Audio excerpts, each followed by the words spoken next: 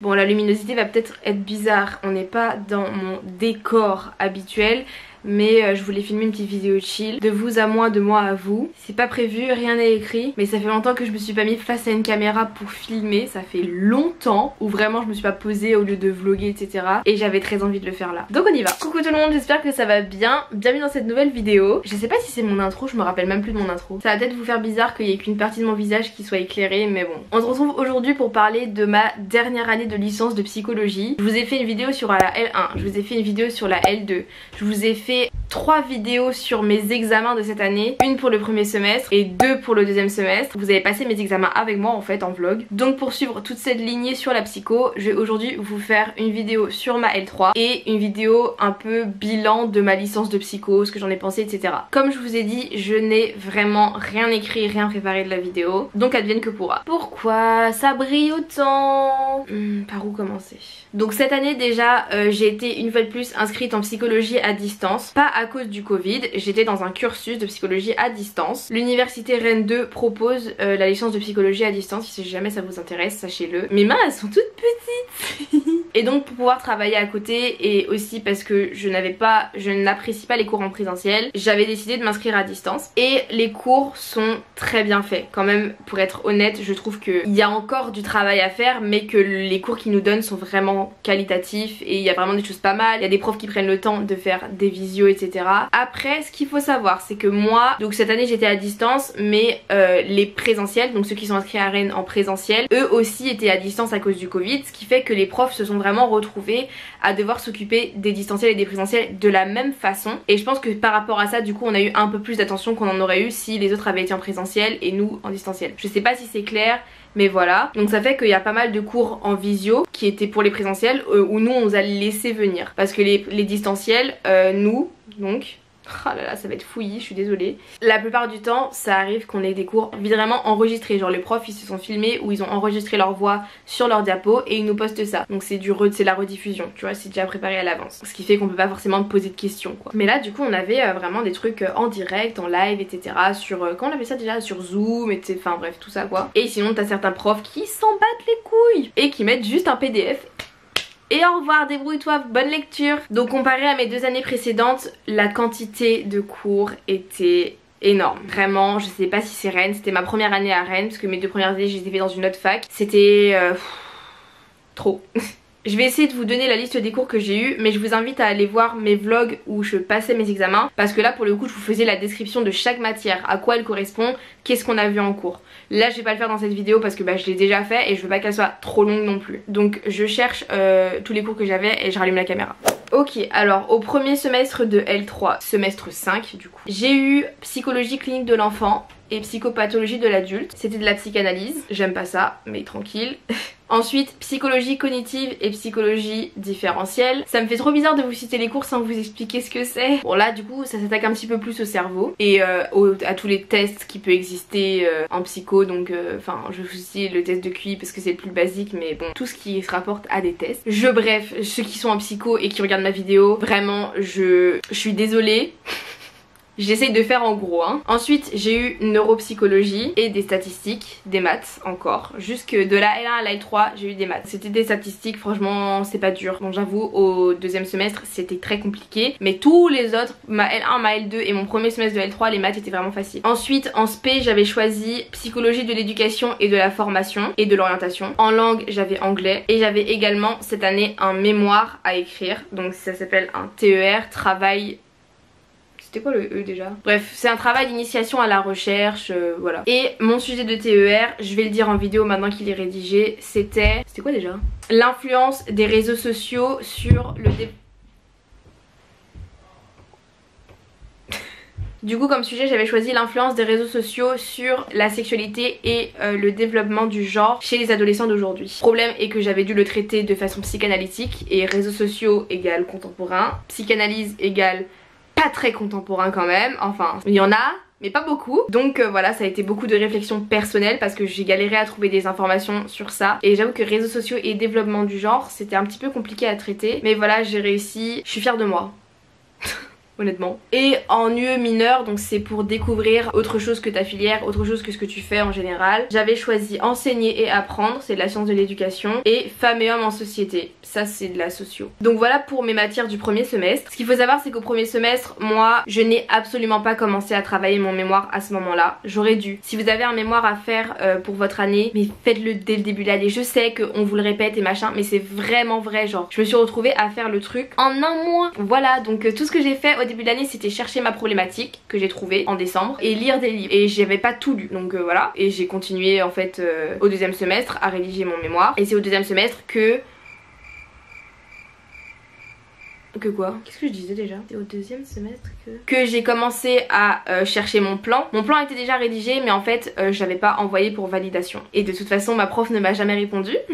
Génial, les tuteurs, choisissez bien vos tuteurs aussi parce que ça c'est important. Ma tutrice n'a rien fait pour moi. Voilà, elle répondait pas à mes mails, elle me ghostait la meuf. Je l'ai relancé 10 fois pour avoir validation de mon plan, il n'a jamais été validé par ma prof. J'ai dû demander à ma cousine qui est en première année de master de m'aider, afin de le valider pour moi quoi, donc elle m'a un peu aidée, enfin vraiment trop gentille. Mais c'était pas à elle de faire ça en fait. Ensuite par rapport à mon stage, parce que en L3 beaucoup de facs de psycho ont des stages. Moi dans ma fac le stage n'était pas obligatoire.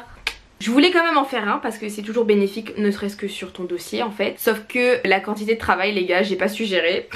Je répète quand même qu'en plus je travaillais à côté de mes études, enfin c'était pas tous les jours mais la charge mentale, je me cherche des excuses, oui. Donc j'ai pas voulu me rajouter un stage. Au début vraiment le premier semestre je cherchais encore un stage, vraiment j'étais persuadée que j'allais faire un stage et c'est au deuxième semestre que j'ai eu une prise de conscience et je me suis dit oh tant pis. Du coup voilà pour mon premier semestre, les matières etc. Et pour le deuxième semestre de L3, donc le semestre 6 de licence, j'ai eu psychologie sociale.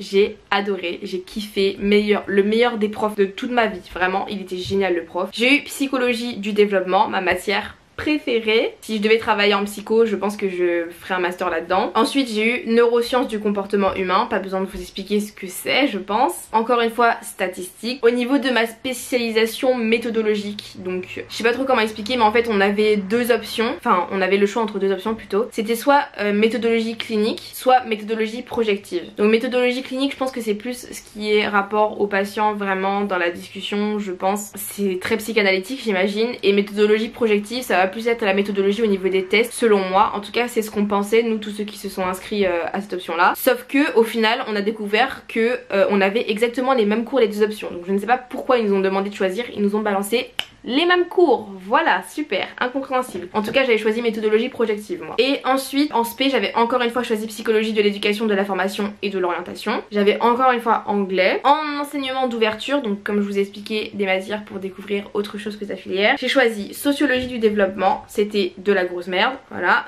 Je m'attendais à un truc développement social, humain et tout, pas du tout. On est tombé sur mon développement du monde, genre la mondialisation. Cours de géo de 3ème. Vous voyez, c'était ça. Et j'ai choisi en deuxième UE, crime idéologique et radicalisation. Super intéressant, c'était génial, j'ai adoré. Et à part ça j'avais encore mon mémoire ou mon TER, appelez ça comme vous voulez, moi j'appelle ça un mémoire. Je crois que je devais faire 45 pages moi, je me rappelle plus mais voilà. C'est fou comment la mémoire elle trie ce qui est important, ce qui l'est pas hein. Du coup voilà pour mes cours de cette année. Donc au deuxième semestre j'ai vraiment une grosse prise de conscience. Je trouvais que je prenais pas assez de temps en fait pour mes cours, donc j'ai arrêté le travail que je faisais à côté pour vraiment me consacrer sur mes cours. Sauf qu'au final j'ai remplacé le travail que je faisais par YouTube, donc je vous ai posté beaucoup plus de vidéos au deuxième semestre cette année en fait. C'est à ce moment là que j'ai pris la décision de ne pas faire de stage. À l'époque je pensais que je le ferais à la fin du semestre ou en été même, sauf que bah j'ai changé d'avis. En plus au deuxième semestre arrive le moment où on doit postuler en master, donc il y a toutes les lettres de motivation, toutes les candidatures à faire, tellement long, tellement chiant, enfin bref. C'est également à ce moment là que j'ai décidé que je ne postulerais pas en master et je me suis vraiment consacrée sur mon mon deuxième semestre et sur mon mémoire. Sur mon deuxième semestre en fait, parce que le mémoire fait partie du deuxième semestre, bref. Mon mémoire que j'ai décidé de rendre en deuxième session, donc c'est-à-dire au rattrapage on va dire, pour avoir plus de temps tout simplement. J'ai dit à la prof je vous le rendrai pas en première session, je vous le rendrai en deuxième session, ce qui fait que j'ai passé tous mes examens en première première session, j'étais débarrassée et j'ai eu un mois, je l'ai fait en un mois, vraiment un mois. J'avais juste écrit l'introduction qui était écrite depuis belle lurette d'ailleurs et j'ai rédigé mon mémoire tout le mois de mai en fait, que j'ai rendu le 10 juin. Et voilà, tout simplement j'ai fini ma licence. Je sais pas cette vidéo, qu'est-ce que je raconte, on ne sait pas. Mais voilà, la charge de travail en L3 elle est énorme. J'ai une de mes meilleures potes qui est en psycho également, elle avait des stages obligatoires, par contre elle avait pas de mémoire, enfin de TER, mais elle avait des stages obligatoires. Moi j'avais pas de stage obligatoire mais j'avais un mémoire. Bravo aux personnes qui arrivent à faire les deux. Mais en tout cas voilà, sachez que vous avez une charge de travail qui est énorme, plus les candidatures en master, parce qu'on dirait pas comme ça mais ça prend vachement de temps. Le master en fait t'as l'impression que tu joues ta vie et les masters en psycho sont extrêmement sélectifs et je n'avais pas envie de me taper ce stress là supplémentaire, surtout que je ne suis pas sûre de ce que je veux faire après. Donc vous êtes nombreux à me poser la question pourquoi t'as pas postulé en master, machin machin, enfin bref. Je pense que je vous en ferai une vidéo entière parce que ça mettrait trop de temps d'en parler là, mais voilà, je n'avais pas envie de me rajouter encore du stress. La psycho, la licence ça m'a beaucoup stressée, bêtement peut-être, mais voilà, et j'avais pas envie de vivre une année de stress supplémentaire. En plus je ne sais pas ce que je veux faire après, je ne sais pas si je veux faire psychologue, je ne sais pas si je veux faire sexothérapeute, je sais pas ce que je veux faire, donc j'avais pas envie de m'engager dans un master juste pour m'engager dans un master et postuler dans un master juste parce que je sais que si je postule pas cette année ça sera plus dur d'être pris après parce qu'ils priorisent les gens qui sortent tout de suite de licence, enfin d'après moi c'est ce qu'ils font, mais je m'en fous, s'ils me prennent pas bah tant pis, c'est qu'ils voulaient pas de moi, ils savent pas ce qu'ils ratent, voilà. Et il y a aussi le fait que j'avais énormément envie d'apprendre la langue des signes, de travailler la langue des signes, et ça me tentait tellement, c'était vraiment ça que je voulais faire, que j'ai décidé de ne pas postuler en master et de m'inscrire dans une formation à la langue des signes l'année prochaine, ce que j'ai fait et je commence le 6 septembre, j'ai trop hâte. Enfin bref, c'est pas le sujet. La L3 c'est vraiment une année pas facile, c'est une année pleine de stress, c'est une année pleine de rebondissements, c'est une année où vraiment on s'épuise mentalement. Moi ça a été parce que j'étais à distance, donc je gérais mon temps comme je voulais, je n'ai pas fait de stage, je me suis pas non plus trop pris la tête. Je sais que mentalement c'est une année fatigante parce que plus t'avances, plus tu travailles, et plus t'avances, plus tu sais que t'as encore à travailler, et plus t'avances, plus tu as des choses qui se rapprochent, genre ton stage qui se rapproche,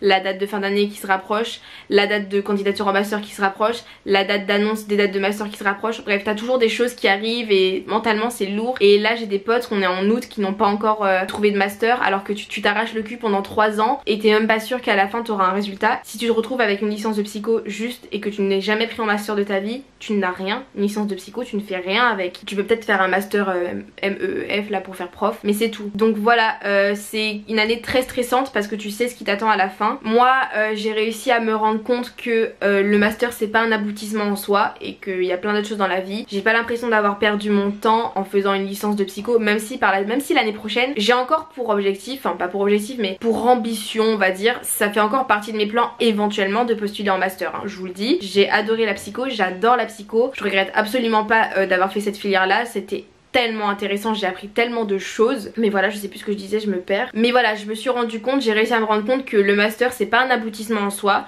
tu peux faire d'autres choses. Là je vais apprendre la langue des signes et ça se peut que ça va me servir en complément à ce que j'ai appris, parce que peut-être que je travaillerai avec des enfants sourds si un jour je fais psychologue ou autre en fait. Moi ce qui m'intéressait de base quand je me suis engagée en psycho c'était de faire sexothérapeute. Je peux pas vous dire si c'est encore mon plan actuellement parce que vraiment je ne sais pas ce que je veux faire de ma vie. Pour l'instant ce qui me plaît le plus c'est YouTube, pour être honnête avec vous. On s'en fout, on n'est pas là pour parler de ça, wesh. Bref, en tout cas, voilà. Donc, bilan de ma licence de psycho, c'était génial. J'ai appris énormément de choses. Je pense que la psycho, ça peut plaire à n'importe qui parce qu'il y a tellement de matières, tellement d'aspects différents, tellement de façons d'aborder la chose différemment. Enfin, c'est super intéressant. T'apprends plein de trucs sur l'humain, sur toi, sur les autres. Tu peux que t'intéresser, sauf si vraiment t'es un asocial et que tu t'en fous des autres et tout. Après, tout le monde ne peut pas faire ce parcours-là parce qu'il y a énormément de choses. Il y a une quantité énorme d'informations à apprendre et à retenir, donc si ça t'intéresse pas bah c'est difficile d'avancer, mais bref en tout cas vraiment c'est des études géniales. Je suis très contente de mon parcours et je suis très contente d'avoir validé ma licence aujourd'hui, même si je sais pas ce que je vais faire plus tard. Et puis voilà quoi, j'ai validé ma licence avec mention assez bien. Si vous voulez savoir, moi je me rappelle plus de ma note donc je peux pas vous la dire, mais mention assez bien, donc c'était assez bien.